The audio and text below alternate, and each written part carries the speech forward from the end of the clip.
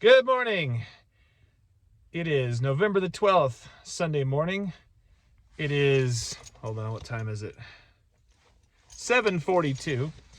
And today I'm going to hike up Mount Falcon Trail, just right outside of Morrison here. It's quite a bit warmer than it was when I started. Yesterday morning when I did Waterton Canyon, I started about an hour earlier than this. And just because I wanted to get a nice early start, but it was quite a bit colder at that time, especially with the canyon and all the wind. This is a little bit different scenario. I'm starting an hour later. It's probably about 8 or 9, possibly almost around 10 degrees warmer. The sun is going to be right on us the whole time because this is an east-facing trail and there's no canyons and not a lot of trees, so it's going to be a lot of sun. So I kind of dressed a little lighter today, but I did still bring plenty of extra water. It's a 7-mile loop to get up and back down, and I'm not going to get the whole thing done today, honestly. I did 7 miles yesterday on Waterton Trail, and that was relatively flat, and I was pretty dang sore at the end of the day, and my left leg where my hip replacement was done was pretty darn sore.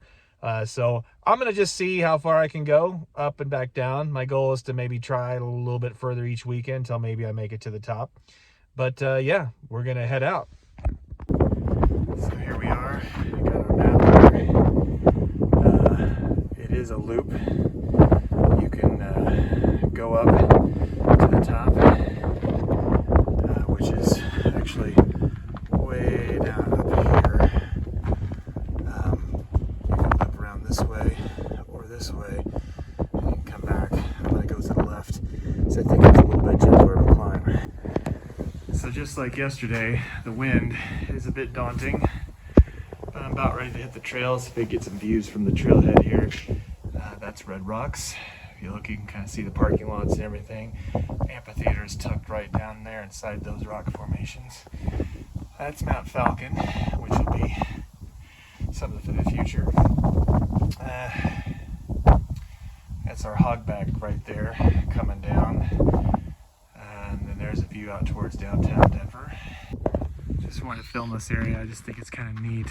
We're kind of down in this little shady area. Still got some snow on the ground from last week. Yeah, and we're headed up there. So about a half mile in, and I've already probably gone up more elevation than I did all day yesterday in Waterton Canyon, but the views are getting pretty cool. So I'm going to go another half mile or so and then stop for a snack break. Well, I am about 3/4 of a mile up. Done about 600 feet of elevation gain, which is probably double what I did yesterday. Found a nice little spot here to stop and have a snack. You can still see downtown Denver. There's Red Rocks over there. Got the Hogback Green Mountain sticking up over there, that big wide flat ridge. It's all green and with no trees on it. And we are headed up that way.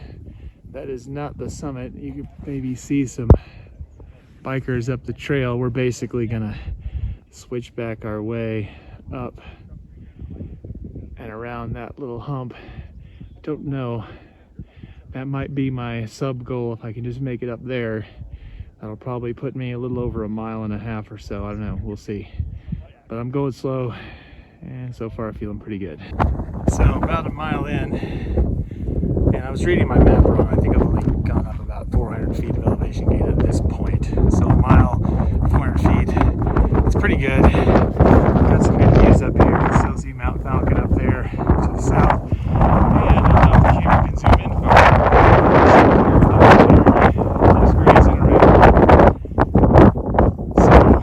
Now going to go up and we're going to skirt around that point and kind of wind up there somewhere.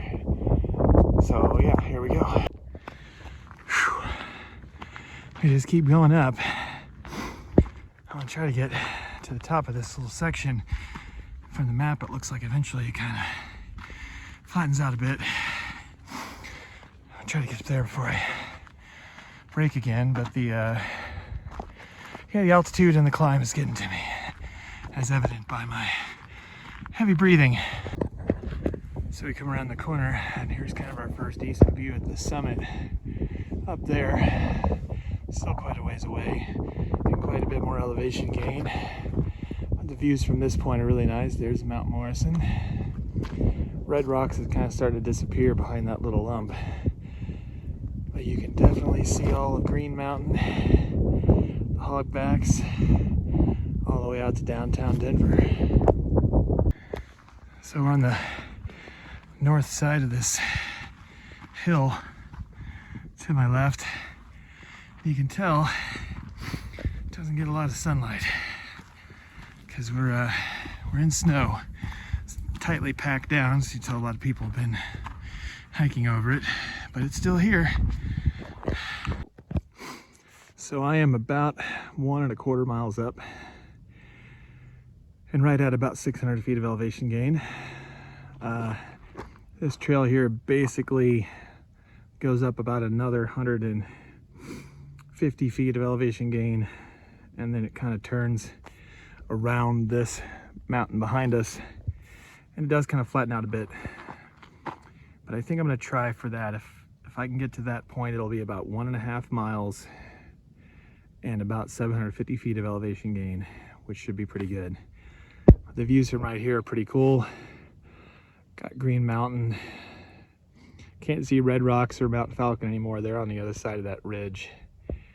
But you can definitely see pretty much the majority of the Denver metro area just stretching out to the south there. And you can see the Arctic tundra that I hiked up through. Well, I pushed on to the 1.5 mile marker, actually a little bit beyond it. And I'm glad I did.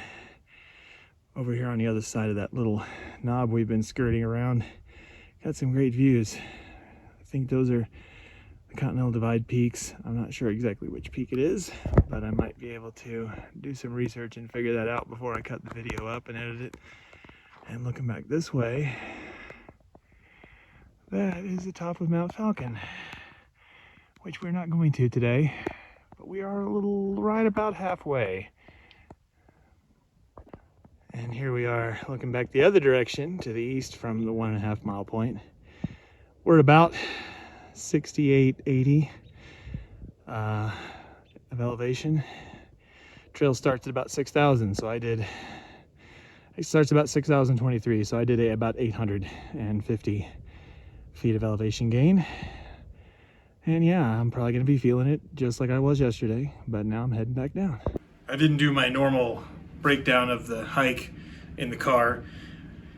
I tried something a little bit different today after the hike. I have been having this issue where when I go on long hikes or strenuous hikes, I seem to feel fine, but then I'll go straight to the car, I'll sit down, I'll drive 20-30 minutes back home, and then when I get out of the car, my leg is, I just can't walk. Like I literally have to limp. And I think it's just because I need to slowly kind of stretch that out after all the use.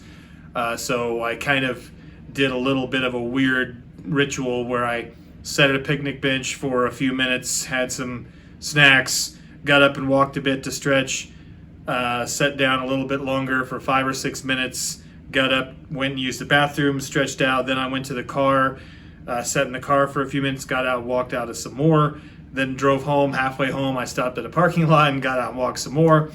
And I think that gradual cool down really helped these muscles from getting that sore afterwards. So you have to understand, like, the thing with this hip surgery is the hip is pretty much fine. Most of the hikes I've been doing since I've been here, the hip doesn't really bother me. It's the muscles that they cut into when they did the hip surgery. Still haven't fully strengthened back up yet. The stability is not 100% yet. That's what I got to work on.